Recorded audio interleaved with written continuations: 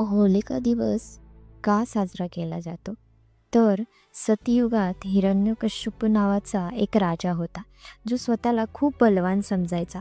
स्वतःच्या अहंकारामुळे तो देवतांची घृणा करायचा. तसेच त्याला देवाची भक्ती व श्रद्धा करणाऱ्या लोकांचा प्रचंड राग होता. पण त्याचा पुत्र प्रल्हाद हा भगवान श्री विष्णूंचा परम भक्त होता आणि हे हिरण्यकश्यपूला अजिबात पसंत नव्हते. त्यामुळे त्याने त्याला घाबरवण्याचे अनेक प्रयत्न केले.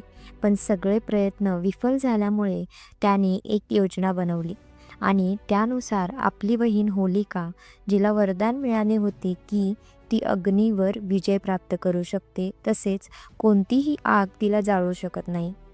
राजाने होलिकेला भक्त प्रल्हादाला घेऊन अग्नीच्या चितेवर बसण्यास सांगितले. प्रल्हाद आपल्या आत्यासोबत अग्नीच्या चितेवर बसला व भगवान विष्णूच्या नामस्मरणात लीन झाला आणि थोड्याच वेळात होलिका जळायला लागली. आणि एवढ्यात एक आकाशवाणी झाली की ज्यावेळी ती तिच्या वरदानाचा दुरुपयोग करेल तेव्हा ती स्वतःला जळून राख होईल. भगवान विष्णूंच्या कृपेने भक्त प्रल्हाद अग्नीतून वाचला, पण होलिका मात्र त्या अग्नीत जळून भस्म झाली.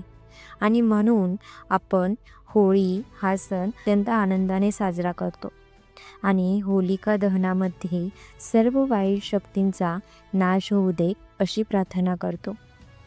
तर होळीची ही कथा तुम्हाला कशी वाटली मला जरूर सांगा.